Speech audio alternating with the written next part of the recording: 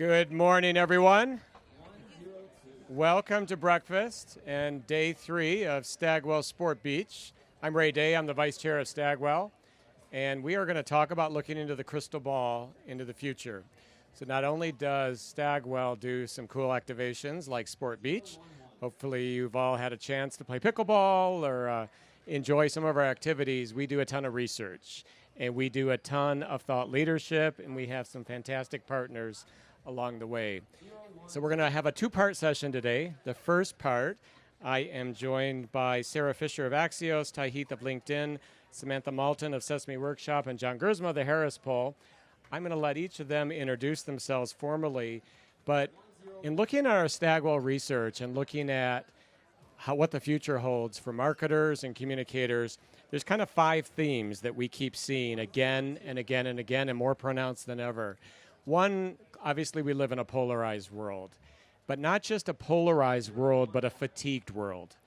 Consumers around the world are tired of the polarization, and they're looking for a way out. It's kind of theme number 1 that we're seeing. Theme number 2 is we're worried. We're worried economically, not necessarily about the macroeconomics. It's kind of 50-50 as whether people see the real economic data, but from a personal standpoint, we're still feeling pinched. And that's not just in the U.S., we're seeing that around the world. Theme number 3 is low trust. Low trust in institutions, low trust in business, low trust in news media, low trust in just about everything. Theme number 4 is we're stressed. We have had a compound effect of the pandemic, of stress on the job, of working from home, of being called back to work, of the labor shortage, et cetera, and this is not only affecting us mentally, but we're now seeing the manifestation. We do a lot of work both in the medical community and the psychology community, and we're seeing the physical effects of stress. And then finally, what we're seeing from the consumer is they're looking for answers. They truly want to know what's next. So we have brought together 4 thought leaders who in their own ways have their own crystal balls, and whether it's from the news media or a nonprofit standpoint or a mental health standpoint or a B2B standpoint, they are going to tell us what's next. So I'll start with Sarah. A quick introduction about you, and maybe just give a quick snapshot on how you see the world today. Thank you, Ray. This is awesome. I love Sport Beach. Axios partnered with Stagwell here last year, and this execution is the most beautiful thing I've ever seen. So thank you for having us.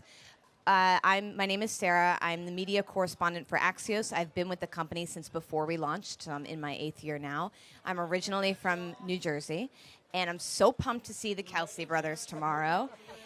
And I think the biggest trend that we're looking at heading into the second half of the year is there seems to be a growing sense of news avoidance leading up to the election. In 2020, it was an anomaly because of COVID, but news consumption was at an all-time high, and we are now seeing in the aftermath of 2 pretty serious global wars that we have become involved in, and increase in really unexpected natural disasters. It's just pushed people away from the news, and heading into the election to see engagement with the news that far down is unprecedented, and it is also going to present a challenge for keeping our electorate informed. Absolutely. Ty, a little perspective from the LinkedIn, one of the platforms that we do trust more than others. Amazing. Here we go. So welcome, everyone. Thank you for being here. I'm Ty Heath. I'm director at LinkedIn's B2B Institute think tank. We partner with academics and practitioners to investigate the future of B2B marketing and decision-making, distribute research. We also have a B2B brand consultancy. And I have to mention, since we're at Sports Beach, I'm also a 2 times Olympic trials qualifier in the 800 meters. Wow. Awesome. Track and field. So thank you so much for bringing sports at the intersection of marketing. I really appreciate it. It's amazing. So just picking up on a few of the themes you pointed out, coming from a marketing perspective, of course, we are feeling pinched in terms of budgets. There have been layoffs, and then we're all contending with the question of AI. How do we make smart investments? How do we upskill our teams? So those are all things. We also did a benchmark report. So this is a report we do every year surveying 2,000 B2B marketers. And if I had to summarize, because I think there's the challenge of what you just pointed out, and then there's the opportunity. The opportunity side of it, if I had to sum it up, is that if we are going to move forward, we have to become sort of this Swiss Army knife marketers. So we're in the era of the Swiss Army knife marketer. You're a storyteller, you're a data scientist, you're a content creator. So I think that's where the opportunity lies to help translate, make sense of, and navigate through the space. Samantha, just checking in. How's everyone doing? As Elmo says. Hi, everyone. I'm Samantha Malton. I'm the Chief Marketing and Brand Officer at Sesame Workshop, which is the global impact nonprofit behind Sesame Street, the show that you probably know. It's really great to be here. I am more of a spectator than a player myself, so I'll leave that to you. But it's really exciting to see this. I think one of the things that I know we'll talk about that we're seeing very clear in our research, and I know is a focus for many of you and the brands, is mental health. Mental health, you said it, financial security and mental health. We know that mental health is one of the most pressing issues for parents and caregivers today. And that is a focus, I know, for us, destigmatization. We've worked with the Ad Council and PSA campaign, and I know that so many brands have contributed to mental health campaigns, and I think that it's working. We're seeing that, and I think that well-being is going to be incredibly important in so many ways. John. Samantha, I completely agree with you. John Gersma from the Harris Poll, and just tying together a couple of themes. Sarah, on the news, we found that 58% of Americans right now are actively avoiding the news, Samantha, for their mental health. So that's going to be a massive challenge. I think one thing that I think we'll talk about a little bit as we get into this for both B2B marketers and communicators is how important right now words matter. I'll give you an example. We have a thing that Ray and I launched we affectionately call our toxic wordle. We've done this with Axios. It's basically a bunch of words. We ask Americans, will this word unite or divide you? And for example, ESG is 58% divisive among the American public. But get this, 2/3 of Americans don't know what ESG stands for. So watch the acronyms, I guess. So it's always best to, as we're trying to move to a positive future, to understand, well, how did we get here? John, maybe a little bit, and all of us, but maybe John start. How did we get to the point we are today from the research and the data that you look at? Yeah, I think, Ray, one of the major issues right now, and a challenge for leaders, whether it's the incumbent president or the challenger, I think what you're seeing right now is in America, the economy is improving, but Americans aren't feeling it. We did this research with Axios recently, and we found that 59% of Americans misunderstand.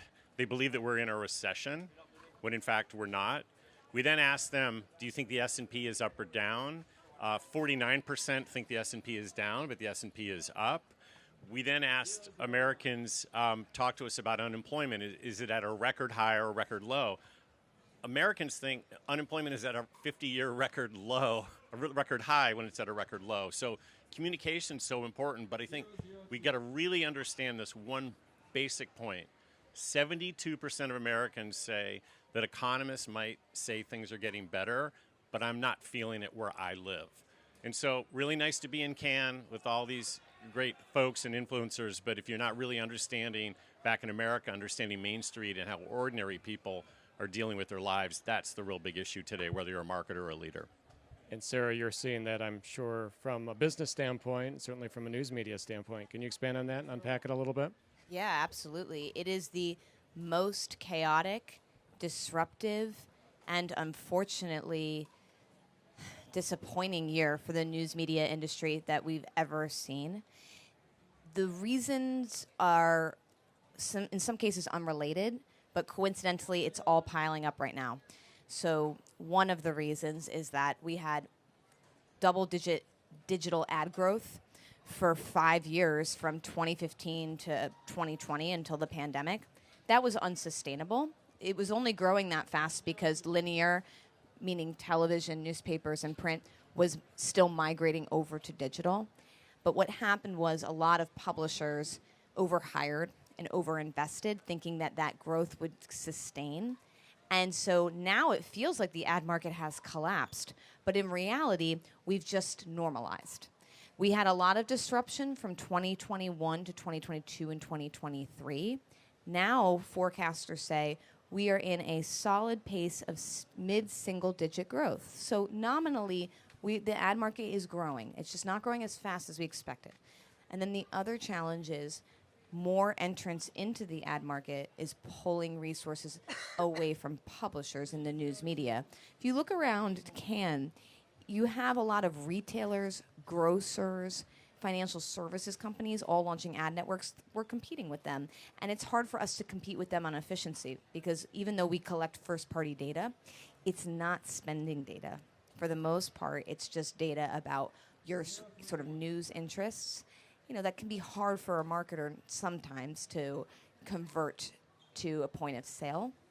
That's why I think a lot of news brands right now are leaning into corporate social responsibility advertising, brand advertising, because it's the thing they can compete on. Same thing with why they're leaning into events like this, experiences, because we can't compete with platforms on efficiency, but we can kill them with this.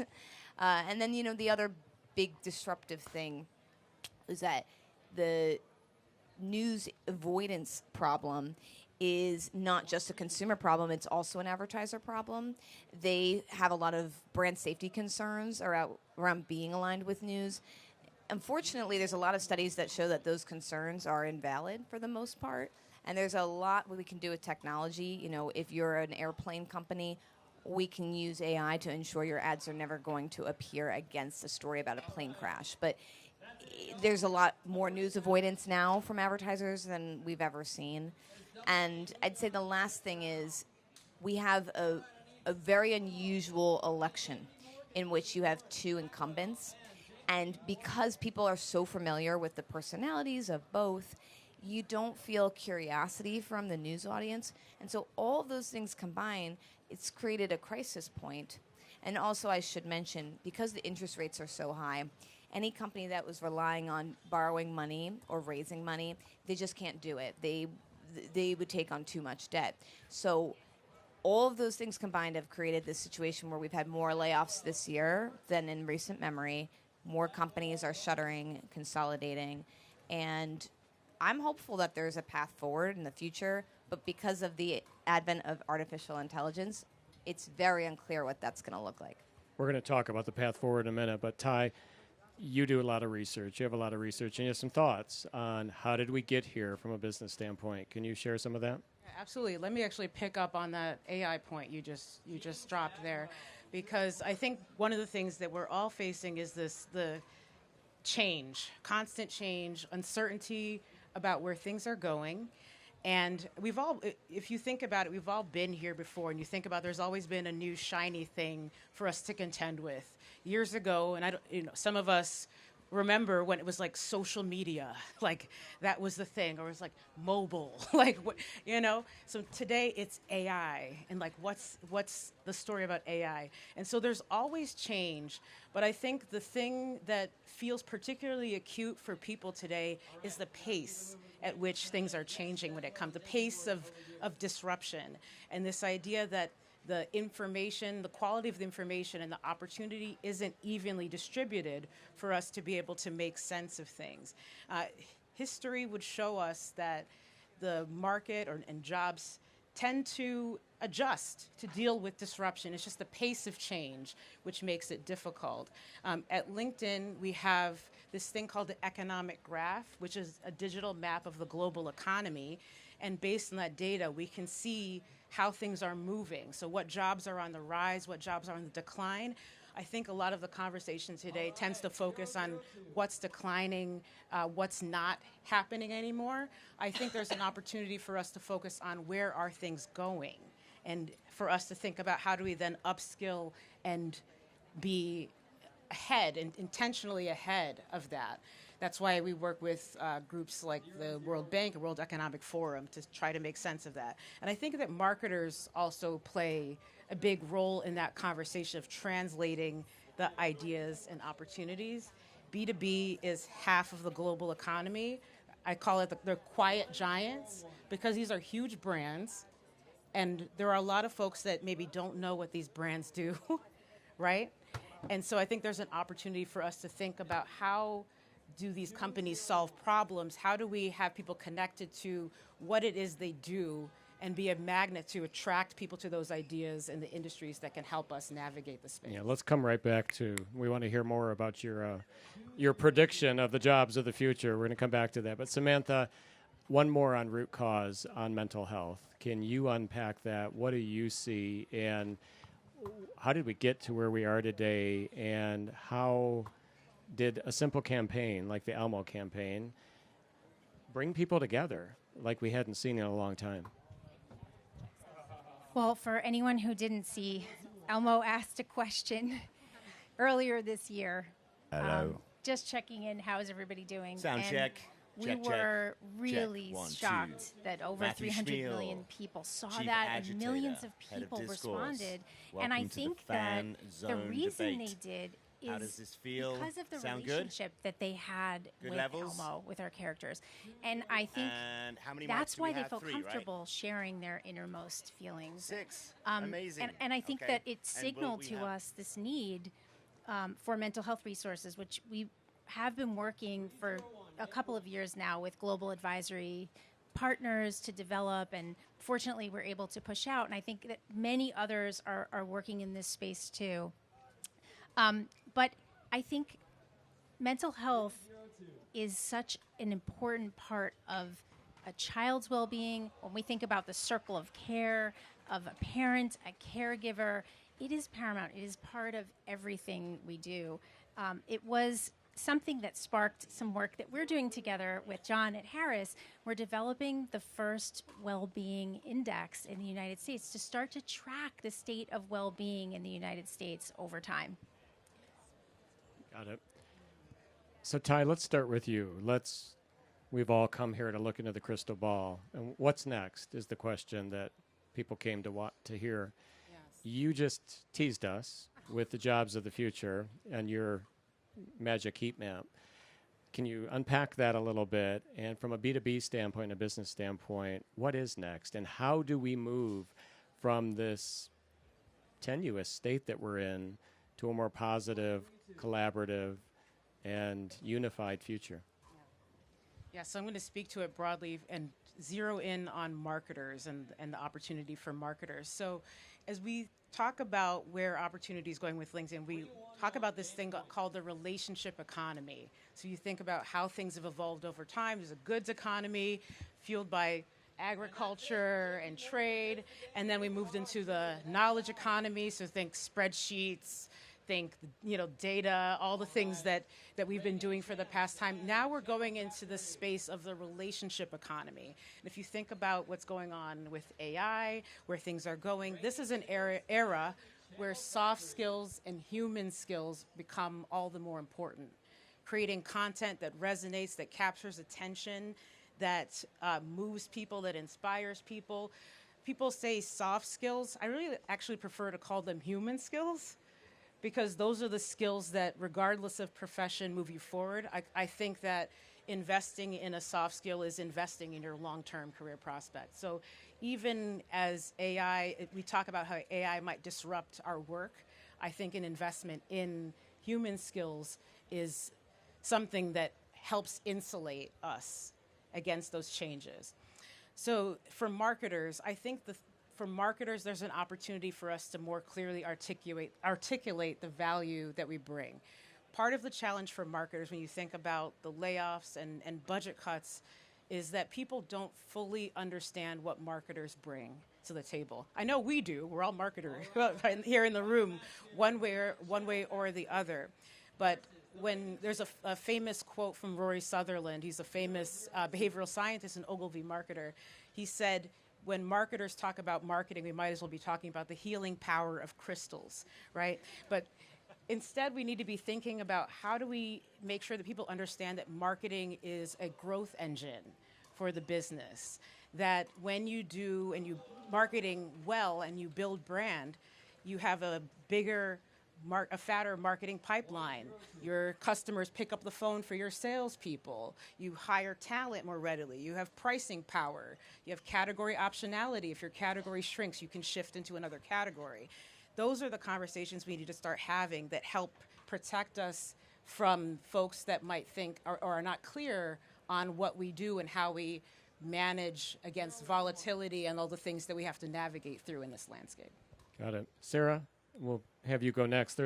You have one of your publications is Axios Next. You're answering the question, what's next? What's next from your perspective? What are the big trends? Well, I love that you just described the relationship economy. I think that's very key to what's going to push brands forward in the AI world. Having a deep connection to a brand means that you can supplant the barrage of new entrants into your vertical. And that's going to be so critical. We can't tell you how lucky we feel that we launched before the AI era, because we have brand recognition amongst people, which means we have trust. And so in a world in which people are being inundated, we as a recognizable brand hope to succeed even more. I think the big trend is in the AI world, a lot of data is going to be created about you that you can't control. So in the first era of data inputs, it was humans taking data and putting it into an Excel spreadsheet. In the second era, it was humans taking data, putting it into an Excel spreadsheet, and then running various programs, algorithms to analyze it to find patterns. In the AI world, computers are going to be able to talk to each other to create data profiles about you. So for example, let's say you are somebody who constantly orders a specific type of grocery order, and then at the same time, you're always going to the doctor for a certain condition. In the future, AI might be able to assess, hey, wait a minute, people with those same kind of habits, they all tend to be, linked to this particular type of health condition. Machines will be able to tell you more about you than you know. And so the idea that we're going to have a lot of machine-created data is so wonderful, and that it will help us cure disease. It will help us with innovation, but it also will create a situation where we're going to have a whole new set of privacy concerns. I think people will be very hesitant about what types of programs they ever let into their life. I think people will be hesitant about what types of stores and shopping experiences they have and what kind of data they're giving up, because there's no parameters around what someone's allowed to do with your data, what computers will do with your data. On the news side, I think the big future ball question is on the legal front. There's no action that we anticipate from Congress around legislating artificial intelligence to protect our industry. So in order to get any sort of clarity on whether our IP is protected, we have to sue and see how those battles play out in court. The interesting challenge that we're going to face with that, current copyright laws were written to protect human IP. And I think a lot of news companies that are financially constricted want to leverage AI, but the risk being that their IP then won't be protected by law. So we're watching very closely. The New York Times did a big lawsuit against OpenAI. A few other newspapers have. I reported yesterday that Forbes is threatening some legal action. So we're anxiously awaiting the outcome of those legal cases. Got it. Samantha, what's next? So today's panel is brought to you by two letters, A and I. I think there's such transformation in our industry right now. We talked about it. And with that, of course, there's going to be so much productivity. And I think from a content perspective, it's really exciting. It's going to reinvent the way that we develop content, the way that we serve it up, the delivery systems that we have. And that's so exciting. But I think the thing we all have to keep in mind is that the consumer's needs remain the same. And these are just delivery systems and technology enablers. And for us, we constantly are thinking about, okay, what are the most pressing issues for children and parents? And I think we all, as brands, need to constantly center the consumer. And this is an enabler, and it's really exciting. One of the other shifts that I talked about yesterday that I'm starting to hear, one colleague said that they hired a chief data officer to sit over a CTO, which I think could be an interesting new trend, because when you think about data is gold for all of us, but that is a macro understanding of the consumer, right? And the technology is really an enabler. So I think that could be an interesting new trend. John, what's next? We're going to close it out and have maybe time for one or two questions. Sure. I mean, I think one of the things, just picking up on what Samantha said about value, is just how important it is for us right now to be consumer-centric. I talked a little bit earlier about what's happening with the economics and the finances, and Sarah and I just crunched through the numbers of our latest Axios Harris Poll 100, and it's an index on corporate reputation, and it asks what ordinary Americans think of companies. Well, this year, you guys, 71% of all the companies in the index were down. Only 15% were up. And the main reason when we asked consumers was inflation. They think that companies are passing along prices, that they are not providing adequate product and customer experience and overall quality for the dollar. And so I think with that, we also asked the question about AI. Only 15% of consumers cared about AI. In another panel, we could talk about AI and the future of work, and they care there a lot. But I think it's just really important, Ray, right now to be focused on value and quality. And I look at it optimistically. This is an amazing time to go steal share from companies that have gotten too lethargic and to your point, Samantha, not consumer-centric. And trust, right? We all know we can build a brand over many, many years, and with one post, one tweet, it can change. Any burning questions from the floor before we go into part two of our discussion? Yeah, I'm going to come to you. Thank you. My name is Misha Pimenov from Locaria Stagwell. I want to ask a question. John, you mentioned communication is key to convey the right messages. I think what we haven't covered here is the misinformation and fake news. Again, to your point that consumers think that S&P is down when it's up. It's not. Maybe it's not the lack of communication, but it's the miscommunication. So how do you identify, tackle, and resist that? So I'm going to pass that question over to Ty, because in our data with the American public, LinkedIn is trusted by 8 in 10 business leaders and 7 in 10 Americans. It is a 40-point gap over other social media platforms. So, Ty, what do you think? Yeah, absolutely. Thank you for that. And thanks for the question. So, yes, LinkedIn is a trusted platform. And one of the reasons why is that there's first-party data. Who you are is who you say you are on the platform, so you can see everybody's connections. Everyone trusts the information there. So I would say there's this idea of organized lie being stronger than organized truth, if that makes sense. And so there's an opportunity on the LinkedIn platform for you to think about not only who are the spokespeople, because people trust people. It's the relationships, the human relationships that people connect to. It's the authenticity.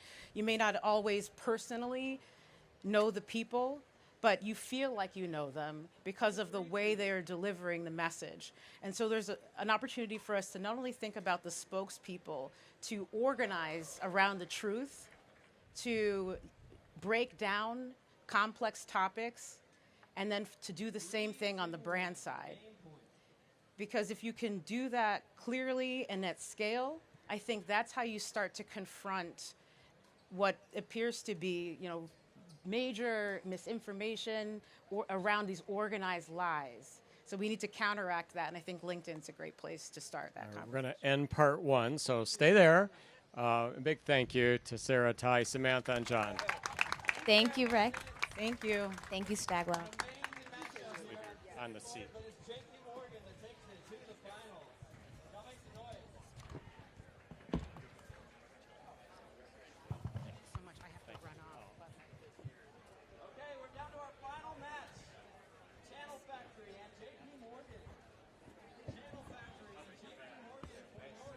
to one of your cool bags. Okay.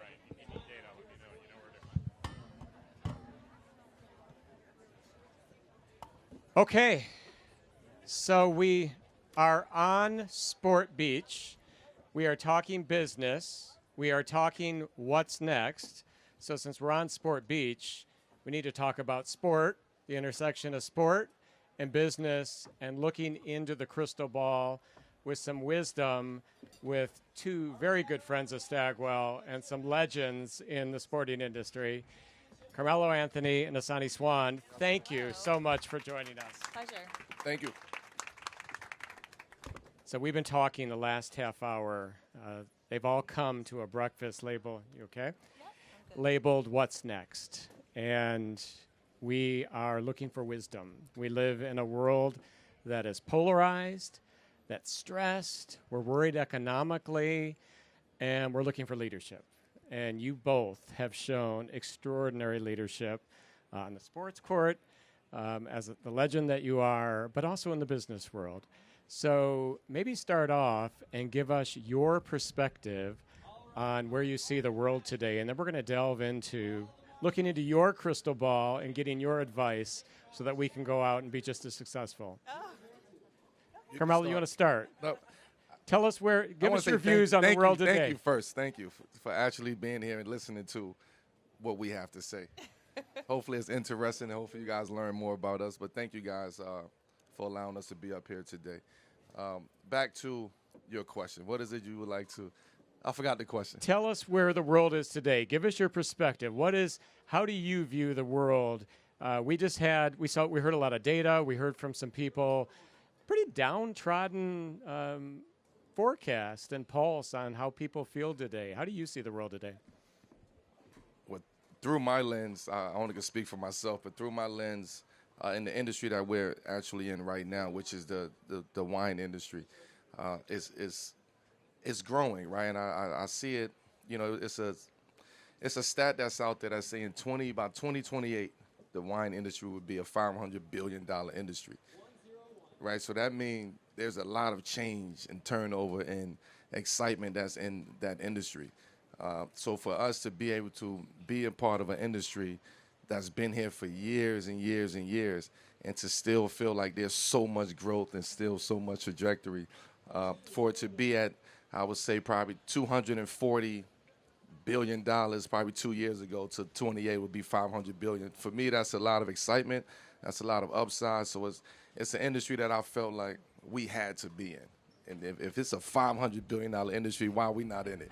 So we have to figure that out. So for me, I think that the industry and the world is all coming down to experiences. Like what's the experience? It's not about a satisfactory transaction anymore, right? It's all about experience. How can we create the best experience for the product, for the consumer, and for the founders. And let's come back to that, because we've been talking for the last half hour about relationships. One of the big takeaways of the last half hour was relationships are part of what's next. But Asani, can you walk us through your organization, number one, which is a big pulse of what's on the minds of the world today, and why you started, what you're leading, and just this virtual hug you're putting around the world. But tell us a little about you and the wine venture, but also about your organization. Wow, the organization. I love that. My name is Asani Swan. Thank you for having us, and as Melo said, for listening to what we have to say. But Carmelo Anthony and I started working together 15 and a half years ago, building his off-the-court brand strategy and business. And we have been building some businesses together since then, one of which is Vin the Seventh Estate, which is our wine company. We individually have wellness brands as well. Melo has Stay Mellow. I have I Am Wholehearted. One of the things that I would say about the world, the state of our world right now, it is tough. But I think what's really interesting is if the world is tough, our time is limited, and we are pulled in so many different directions, make a choice to do the things that you love. Make a choice to participate in things that you are curious about. And that is what led us to the wine business. That's what led us to build Vin the Seventh Estate and to build it the way that we're doing it. It's a lot of hard work. a lot of hard work. We are the organization. You want to know the organization? We have Carmelo Anthony and Asani Swan. Love it. Lean and mighty. Yes, and we are looking to grow, but we have to do that slow and steady. One of the wonderful things about working together is we are both committed to learning the businesses from the ground up, which allows for us to, when we're there, hire the right people because we will have done all of the jobs. And so, again, just going back to being in a space that you are naturally curious about or that brings you joy in a world that can seem a little heavy, I think gets us through the day and makes us excited about the next. Carmelo, let's talk a little sports. And let's talk a little how we parlay what you, the leadership that you had on the court and from a sports perspective, and how that pertains to all of us as business leaders. What are the lessons in sports that can be transferred in any situation, but particularly to a group of business leaders and marketers? That you're nothing without your team. That's the trends. That's the the similarities between sports and business, or the boardroom and the courtroom, right? It's how you create your team. It's how you see the vision of your team. Not every team is going to be the same. Not every team is going to perform the same. You have to find what's your role, what's your flow, what's the company's flow, what works for us, right? And what makes us successful. And when you have that mindset as building a team and understanding roles and understanding what who does what, and also understanding that just because I'm the CEO or founder or the leader of my team doesn't mean that I can't pick something up off the floor, right? So we often have to be interchangeable, and I think understanding that and being able to be there for your teammates, that transition to the boardroom, right? And when you have that mindset of organizationally, it works because now everybody understand what they do best. You put them in position to do what they do best, and not put them in position, in a sense, to fail, right? Because if I want you to learn, I want you to experience, but if that's not your strong suit, I'm not going to put you in or recommend you be a part of that lane or that title. So I think that's the similarities of understanding team building, understanding team dynamics, and understanding everybody's role and what they bring to the team. As we think about the future and as we think about what's next, we're all in a business where we're thinking about the big bet that we need to make and placing a bet on what the future holds and how we monetize it and how we, to your point, become really elated and passionate about doing something next. What was the inspiration that both of you had about the big bet you made on wine? Where did it, walk us through where that started, how you got in wine, and you saw a future, and you gave some revenue numbers that were incredible. Yeah. What drove you to that? That number. It's understanding and having an awareness of industries and understanding what's going on, but really jumping into it is something that I actually love to do, right, and have a passion for it. It wasn't a business decision first. It was actually me consuming wine and spending a lot of money on the wine, and then understanding the business of where my money is going to and why is it going to. So I had a keen understanding of the business, and I said, you know what, instead of me drinking the wine, I'm going to invest this into the actual business, into the actual industry, and figure it out. Because I always kept going back to, again, those numbers. And it's like, if that's the industry, if that's the numbers, if that's where this is going, and this is what I love to do, then I have to find a way to implement myself into that industry and figure out what's our lane and what's my lane into it. And to both of you in your organization, the Yes. very lean and mighty organization that you have, what do you rely on for data, for inputs, for inspiration, for mentorship? What has been your support network, and what can you share that would help us all? Well, I would say, the first thing is, I as Mello mentioned, we didn't make a business decision first. We made a decision on something that we enjoy doing, which is drinking wine. And then the business element came second. So one, we had to differentiate ourselves. So $5 billion, $500 billion. $500 billion. How many SKUs is that? How many wine companies does that, how many wine companies have to actually be in play in order to get to that number? And now we're going to join an already crowded space and say we can do this too. So, you have to start with a bit of confidence. You have to have a little bit of a chip on your shoulder to say we can do this and we can do it and do it in excellence. And then I think after that, it was, what is our differentiator? Our differentiator within the Seventh Estate is that we want to make wine all over the world. So a lot of wine companies will focus on a region, and that's where they stay. For us, we wanted to create a global portfolio.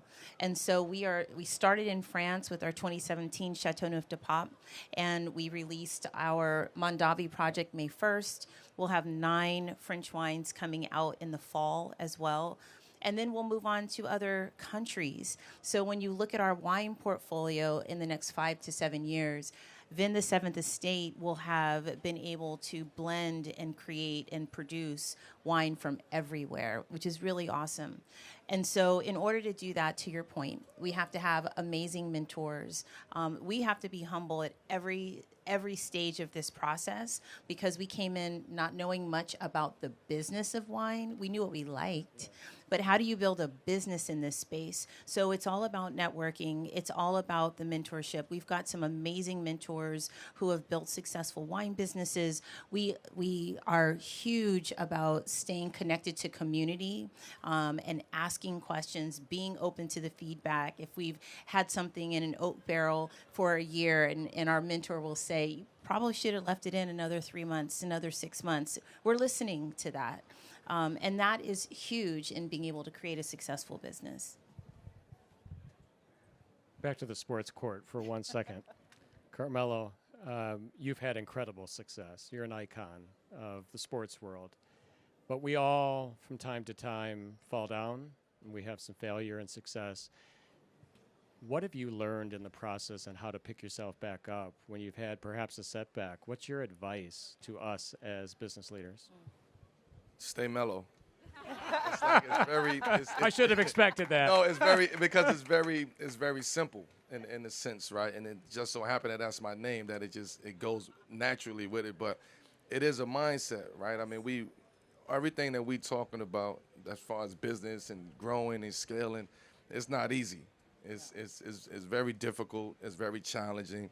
Again, it's just myself and Asani and there's no gimmies. No one's giving us it. Yeah, we really have to go earn it, right? So for me, to just be able to, I would say, connect people, right, and have conversation and create this almost 3-tier system of the product and the brand and content and storytelling, and how do we actually, Asani said it, how do we enter this industry? How do we enter this game? And that's the way that we enter this industry. It's not just about the making wine or selling wine. It's about what other assets can we put around the actual grape? How can we tell the story of this grape? How can we go back and tell the story of the winemaker? How can we tell the story of identifying different regions and creating this whole business around one product? For me, that gets me excited, and I think in the next couple of years, and you will see a lot more of that. You will see a lot more of the storytelling. You will see a lot more of the content. You will see a lot more of just people being creative and how do we utilize rooms like this, right? How do we network? How do we communicate? How do we bring everybody in? How do we make people feel a part of what we're going on, to want them to be involved? Again, it's only me and Asani. We don't have it figured out. We need help. Yes. But we working, and we're doing it. We're doing it in a positive way, but it's not always fun. It's not always cool. We constantly have to pitch. We constantly have to sell ourselves. We constantly have to prove ourselves. So, it's not always easy. And at the end of the day, I always say, when in doubt, you stay mellow. Like, you always just stay and remain who you are, no matter what, because it's an ebb and flow industry. Life is ebb and flows, and as long as you could be persistent and stay locked in and persevere, then some good things that happen with that. Awesome. Let's dig a little deeper into what's next. We want to look into your crystal balls. We're all going to a lot of panels here at Cannes this week, and we're hearing a lot about the future of sport, growth in sport. Our own Stagwell Harris poll had some research last week that talked about the growth in women's sports, the growth in pickleball that you see. Just we're seeing sports grow and grow and grow. As you, Carmela, look into your crystal ball to a room full of marketers looking to put their bets on the future of where to invest in sports, how do you see it? Where do you see the sports growth going forward? Wow. I think sports is one of the fastest growing asset classes that's out there, right? If we see the amount of money being poured into sports right now with TV deals and distribution and marketing, that goes to tell you that sports is here, but it's on its way to a whole nother place. It haven't even touched certain parts of the world, right? It's, I think it's something like 40% or something like that, 60% of people around the world that's not even on internet, right? And who don't even get a chance to watch the games and don't even understand what basketball is, right? Or just sport in general. So for me, I think it's one of the strongest asset classes that's out there. I think we will continue to see sport grow globally. I think we will continue to see different sports grow globally. Women's sports is definitely growing at a fast pace. You also have, for me, I'm very big on college sports. Like, I think the college industry, sports industry, is changing for the better, for whatever that's worth. But I understand this sports industry and where is it going, and being an athlete and having an opportunity to be a part of the NBA for 20 years and now being on the outside of it and being able to have conversations and understand what's about to happen, it excites me. So not just wine for me. Like, sports is at the top of my list as far as how can I get back and give back to the sport? How can I make an impact, not just sitting on TV and having conversation and analyzing? Like, how can we really make an impact in this sport, in this industry, in this asset class? So it's exciting for me. Women's sports, college sports, youth sports is big. Basketball haven't even touched all the places that it need to touch. We see what's happened with NFL and what they're doing, and they opening the door for PE to come in. They cracking the door for PE to come in. So, once NFL does that, like, that changes everything in sports, because they're the last gatekeepers that's saying no PE, but they unlock the door. So now we're gonna see what's going on. So we're about to see sports go to a whole nother level. As you can see, sports beaches over here in Cannes, and the impact that it actually have. It's bringing us together with rooms like this and people like this, and giving us an opportunity to build and create and actually network. So it's exciting. Sports is about to be exciting. I don't think you guys, or we haven't seen what's about to happen in the sports industry. Tip of the iceberg, right? Asani, what's next from your standpoint? Well, I would say this. Sports is a global dialect, wherever you are. And if you are thinking about what you can do in this space, think about how an athlete performs and prepares. Think about how teams set up and organize and execute. It's not always about the actual sport, but there are so many ancillary opportunities in the sports world. And so think about what the fan experience is. Think about the ticket buying experience. Think about the F&B experience when you come into a game or a match. Think about all of those things. The pipeline that's connected to the actual event. People don't always consider those as opportunities in sports, but that is, business beyond the ball. It's the name of one of my companies, but it truly is business beyond the ball. And so really challenge yourself and get creative about how you might be able to infiltrate the sports world in a new and innovative way. Because as Melo said, as sports continues to grow, as people are continuing to play and consume, and the world gets smaller because the technology allows us to be more connected, really think about what your play is going to be in this space. Get smart about what that looks like for you. So one more question. We have some time. Well, a little bit of time for Q&A. You've made a big bet on wine. 500 billion bogey that's out there.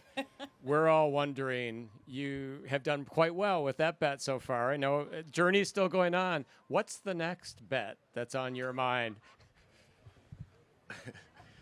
You can disclose it, Carmelo. No, we're counting on you. You know, I said it, I alluded to it. It's sports, right? It's actually sports investing. It's you know, for me, it's sports ownership, it's team ownership, it's league ownership. Is right. How do I get in at a level where, again, I could bring something to the game, right? Some type of insight, some type of development, whatever impact I can bring and utilize. You know, that's what's on the table. But for me, it's definitely sports. That asset class again is growing, and I'm not just talking domestically. I'm talking about globally. I'm not just talking basketball and baseball and football. I'm talking about Indian cricket. I'm talking about Japan baseball. Like, I'm talking about all of these different sports that is around the world and that we don't even know and understand. Right? It's like when you're able to see that and understand that industry, it's like, again, I keep throwing the number of 500 billion by 2028, but sports is at another level when it comes to, you know, the trajectory of where that's going. So, and that's from youth all the way to professional. And so that's vertical and horizontally when it comes to all sports. So for me to be a part of the sports industry and that asset class from the outside looking in now and not as an athlete, that excites me. So that's, when you ask me what's next, that's actually happening now. So it's not next, it's actually happening now. So yes, I do have time to do multiple things. If I didn't have a son, it would be kind of a little difficult. But, you know, sports is something that outside of the wine industry is definitely my focus is on. The crystal ball from the legend. Yes. You can bank on it. Let's open it up for some Q&A. Do we have questions? I'll come right over to you. Hi there. Hi. So in entering wine, which you've said is a crowded space, and then content, the storytelling of the winemakers, of the story of global sourcing of the grapes, content is also a crowded space. And we hear content is king, but distribution is queen. So I wonder, how are you thinking about distributing the story and breaking through with your unique messaging in a time where more content was created yesterday than can be consumed in a lifetime? Yep. So how do you cut through? I think that's a great question, and I'll answer it very easily. We need help. I think it's funny because, you know, because Mello and I have been working together so long, we have tons of stories. And because we've traveled so much together, I'm constantly taking pictures, and we've got videographer. And then sometimes it just sits on my phone, thousands and thousands and thousands of photos and stories that no one ever gets to see. So one, recognizing we need help. Two, you know, when we created Creative 7, our production company, it's about telling an authentic story. We don't push a story that's not real for us. So when you do see something from Vin the Seventh Estate or from Mello or from Asani individually, it's a real thing. And so the cut through, people will connect to something that is authentic, and it is soulful, and it's spiritual. It speaks to you. When we try to script everything out and tote the company line in this very, you know, sterile messaging, it just doesn't work, because to your point, we are all inundated with content, whether it's on our phone, whether it's in person, when we're sitting on the couch, it doesn't matter. And so what you remember is what you should create. That would be the advice, because that's where we're going, is we want to create the things that we love to see. We want to create stories, and we want to tell stories of the voices that have been unheard. We want to represent the unrepresented, and we believe in making sure if we're doing that, people will watch, they will connect. Do you want to add to that? No, you hit the nail on the head right there. You're good. Another question over here. Hi. Thank you so much. Is your VIN the seventh model and the diversification globally influenced by climate change, or what we've read will happen to the wine industry as we move forward, or how have you taken that into account?